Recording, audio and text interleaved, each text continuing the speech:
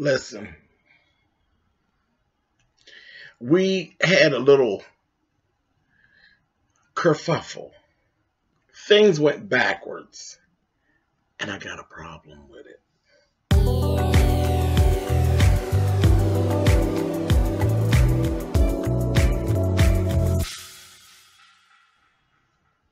Hey guys, thanks so much for clicking on the video. This is my review for The Oval. This is season 1, episode 9. Now, I know listen, there was confusion, complete confusion. I don't know if it was a FiOS thing or what, but last week it said it was the finale. I thought it was very strange. Whatever, I just roll with the punches here in Tyler Perry land.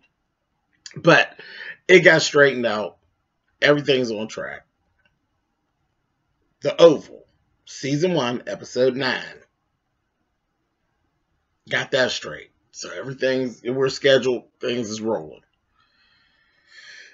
We're rolling right into the holiday. Okay, so Christmas is in a couple days. And there's going to be a break. And the show is going to go off. This one and Sisters. And they won't be back until January the 8th. Flat out. Okay? They won't be back till January 8th. By January the 8th, this acting had better be back on to where it should be. It was a mess. This episode was a mess. A mess. I really hated it, actually, because of the acting. The acting really distracted me with this episode. But anyway, let's just go ahead and talk about this. So we start right off episode 1. The first 5 to 10 minutes I thought were horrible because there was a real corny fight scene. Well, we revisited that. And we had the worst, corniest fight scene ever to take place in a ghetto. You understand me? These people were in a ghetto, down deep in the projects. And Gail had got snatched and pulled to the side to have her box beaten down. By, what was it, 4 or 5 dudes? Ghetto. In the ghetto. In the jacks. Richard rolls in and saves Gail. And it's all this, hi, ah, hoo.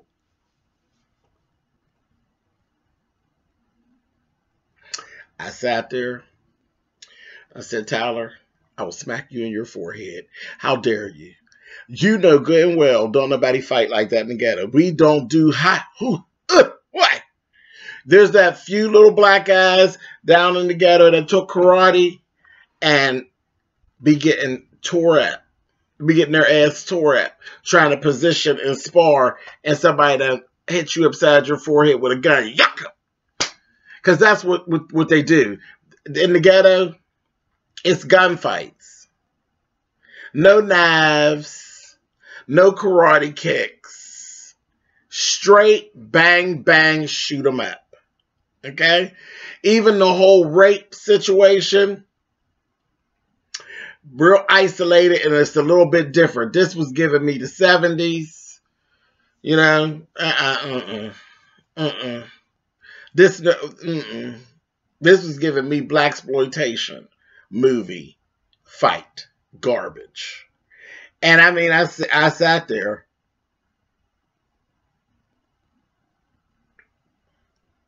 And I said, where's the guns? Where's all these gangsters with no guns? And then somebody pulled a gun out. And didn't Richard Jean-Claude Van Damme them, honey, and knocked the gun out their hand. Then ran, picked her up, and ran. After they smacked her all around and everything, picked her up and ran. And had her in his arms running like a little white vixen. Who do you think you writing this for? And then you had the nerve to put this on black entertainment television.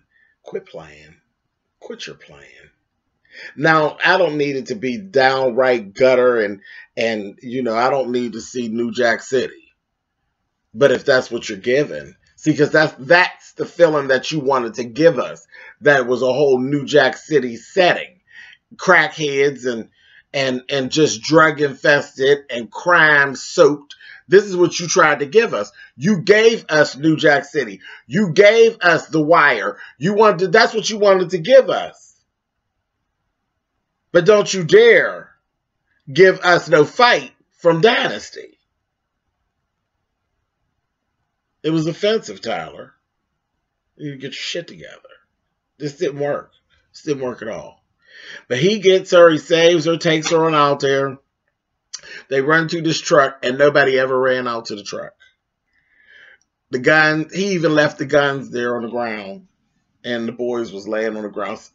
Oh. You stayed out there in the truck all the way until the Secret Service actually came and showed up to pick her up. And nobody ever came up on y'all. Nobody ever tried to retaliate. What ghetto is this? The way he ran up in there on them, him and Gail both would have been some dead asses. You understand me? Dead to the grass. Him and Gail. And she'd have still got screwed, honey, in that hallway. Dead or alive. They might have got her some, honey, after she was gone, honey. They might have gave her some necrophilia, honey.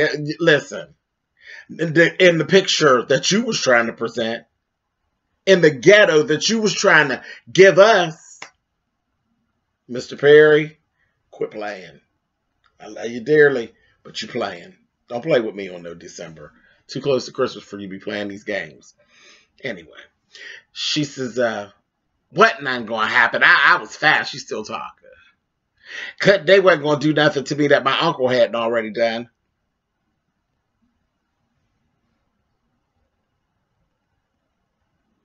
So your uncle was a pedophile. So there's going to be some more to that, I'm sure. We need to figure out what that was all about. That's terrible. So we got that came out.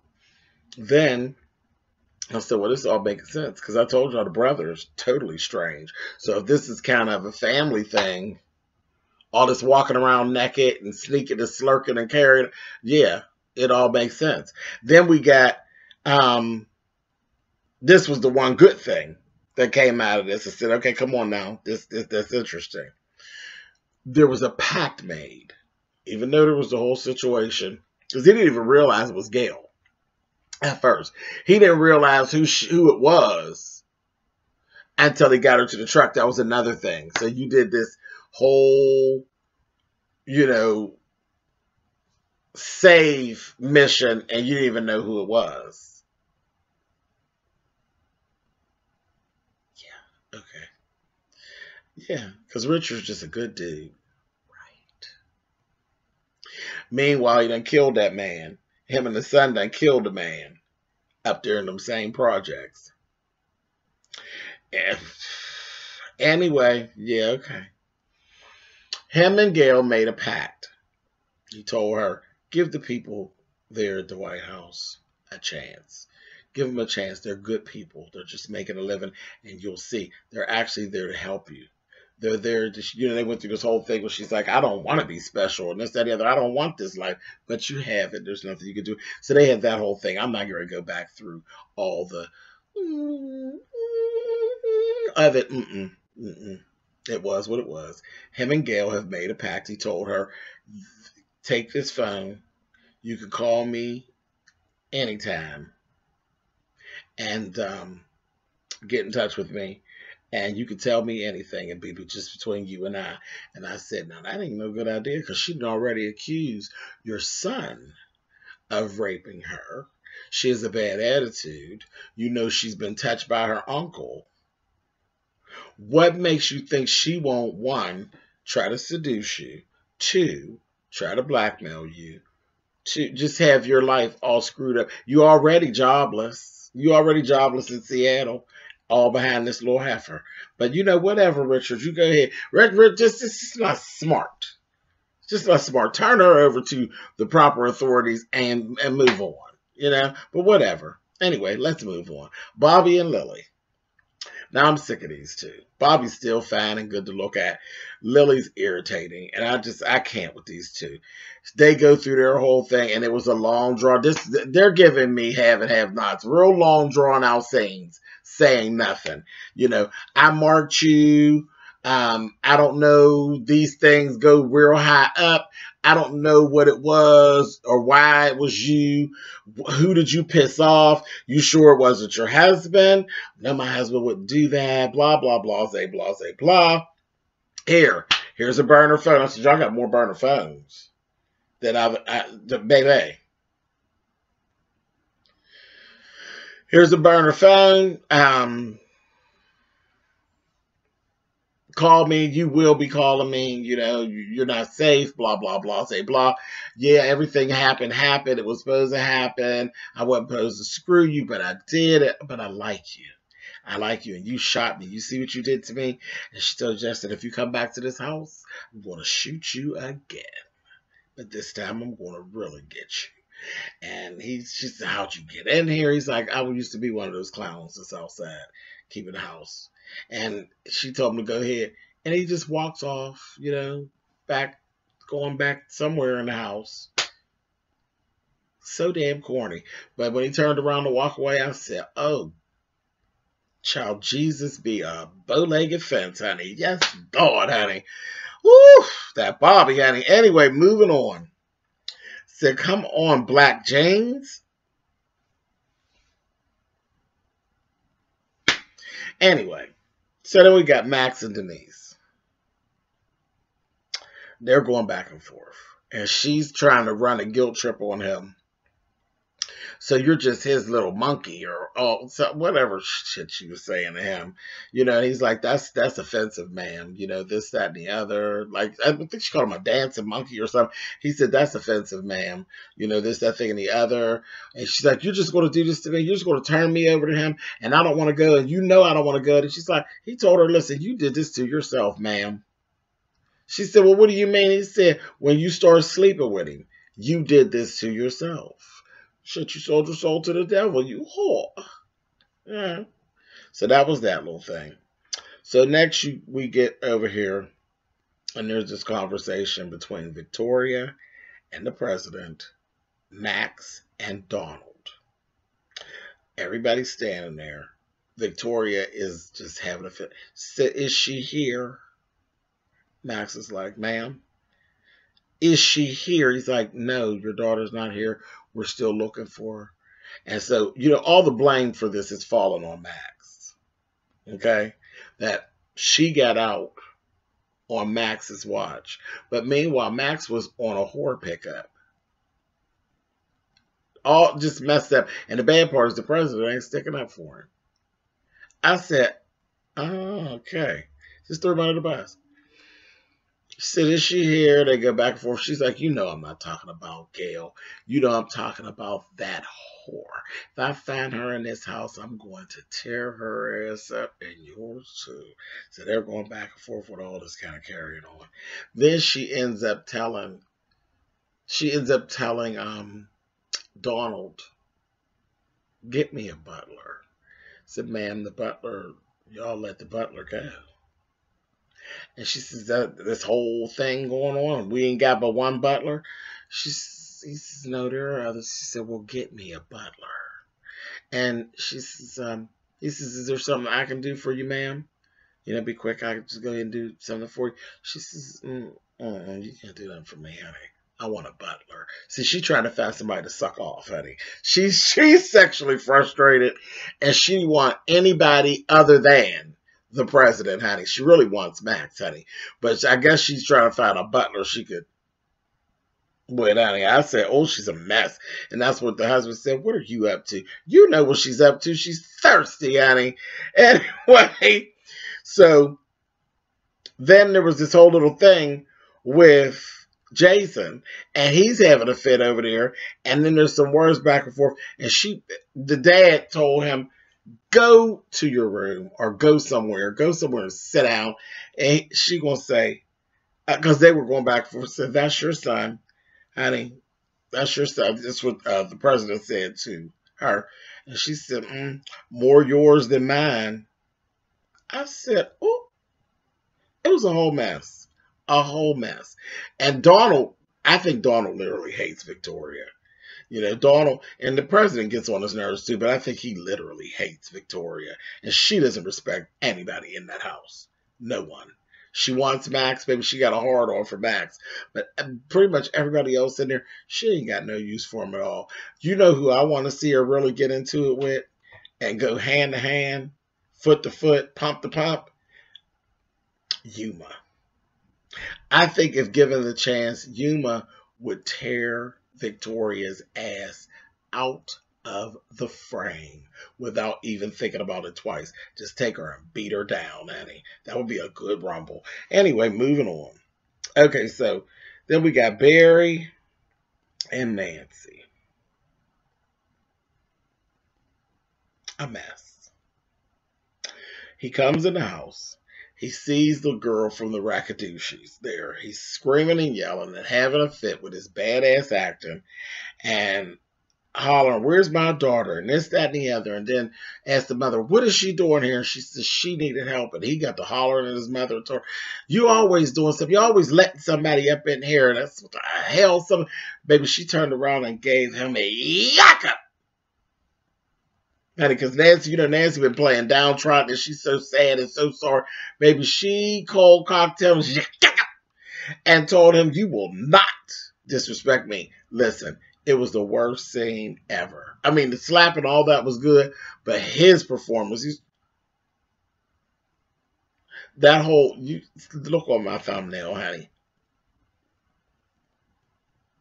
Oh, now you mad. Now you upset. I said, wrong movie. Wrong movie. Because you're looking like Alien, some type of alien or something real stupid. Like your face is getting ready to shape shift. Pull it in. This acting is horrible. It's horrible. He's terrible. He really is terrible. You're a cute little fella, but your acting is the pits. What does that look? That's what your draw's too tight? What is going on? Anyway, the best scene that he's literally done is when he was screwing the girlfriend up in the bedroom when we first started. When he took all his clothes off, that was the best scene that he's done so far. That ain't saying much for you, dude. You gotta get this together. Anyway, moving on. So, then Barry and Sharon, they have their whole little thing. She goes up to try to deal with him. He's telling her, you know, he's mad. He's still hollering at her and carried on. I'm confused with this, though. Because he says, you over there selling drugs? What is you and that dude doing? Y'all selling drugs? She didn't know what the hell he was talking about. Now, I don't know if that was supposed to be her putting on. But I kind of believe that she didn't know what in the hell he was talking about. And then in a minute, then he turns around and he has a whole breakdown. He breaks down and he's crying and she's consoling him. I'm like,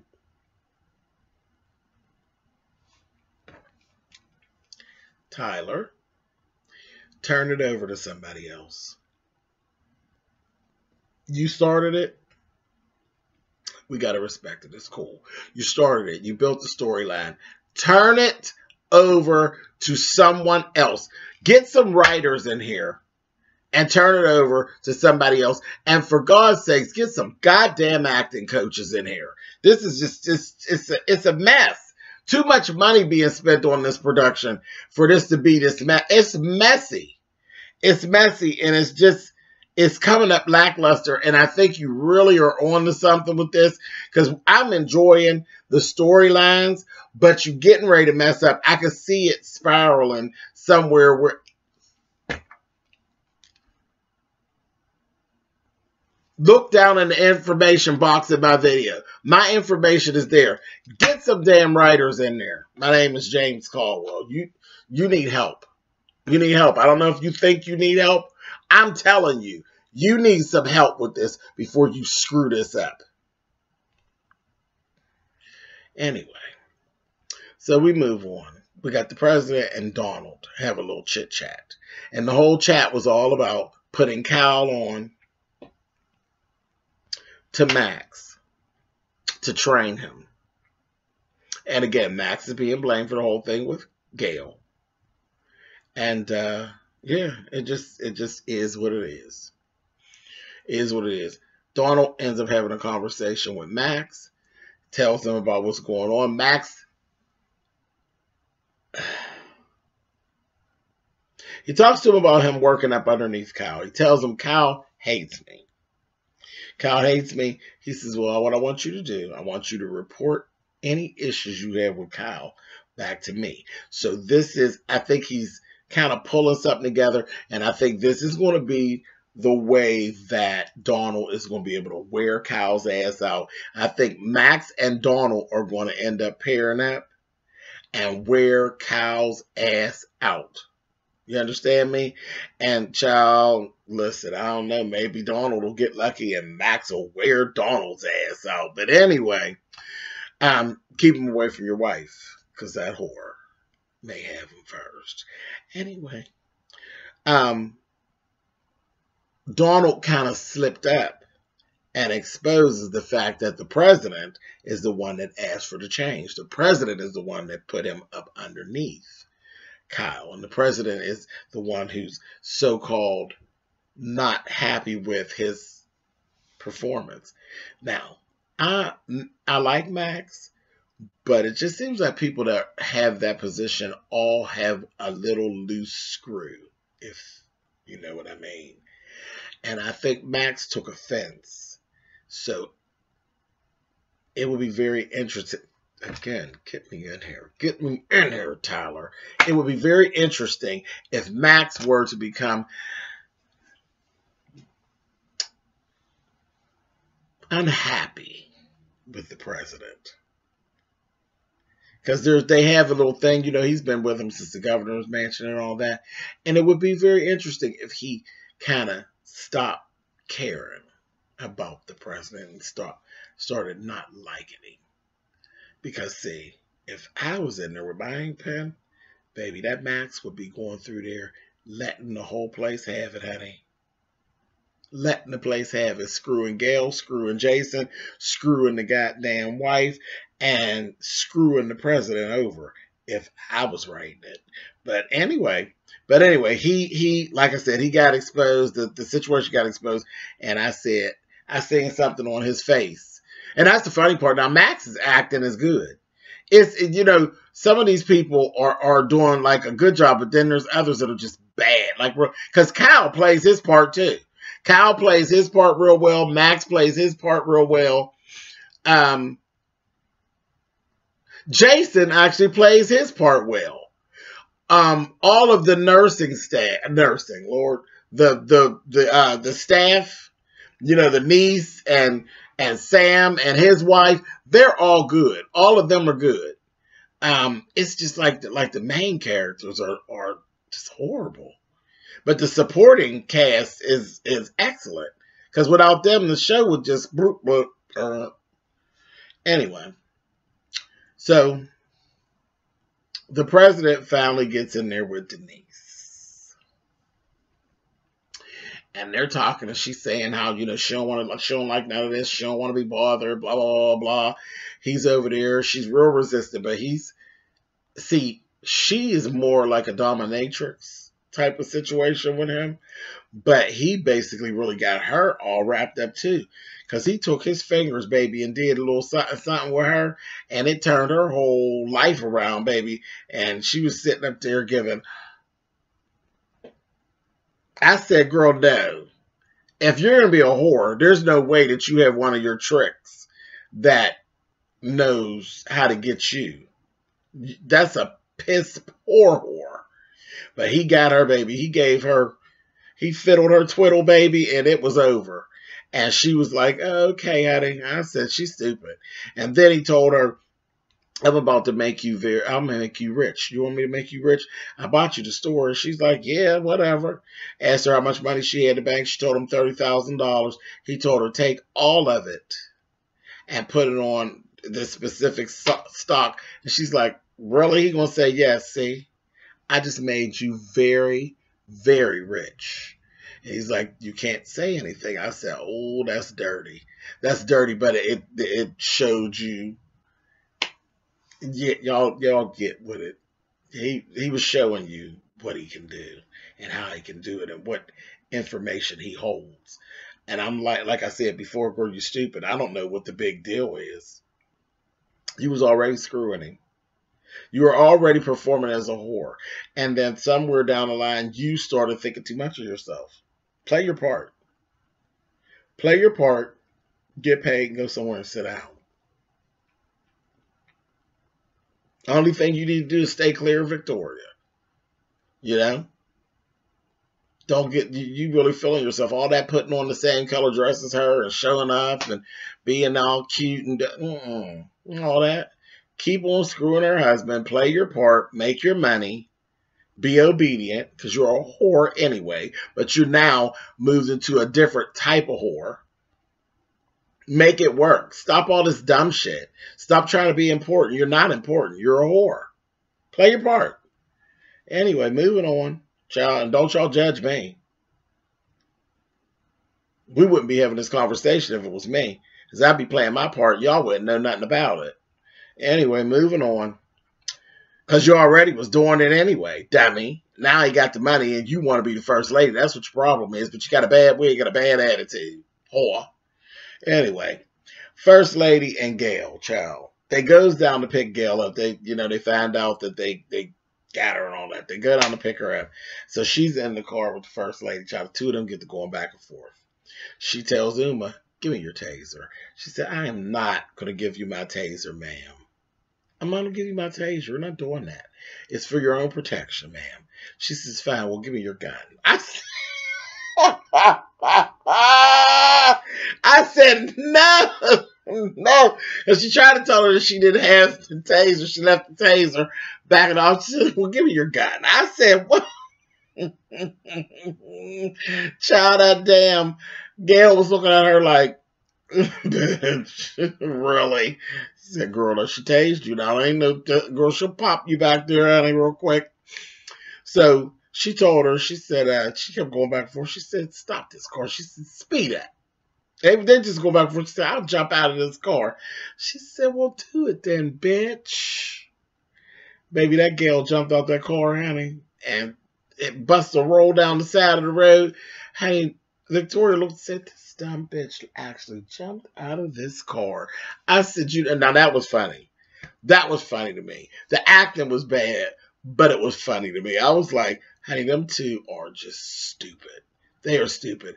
And I'm going to say this one last time. I'm out of here. That was the last thing we saw this episode. I'm out of here. I'm going to see y'all on January 8th. Tyler, pay attention to what I'm saying to you.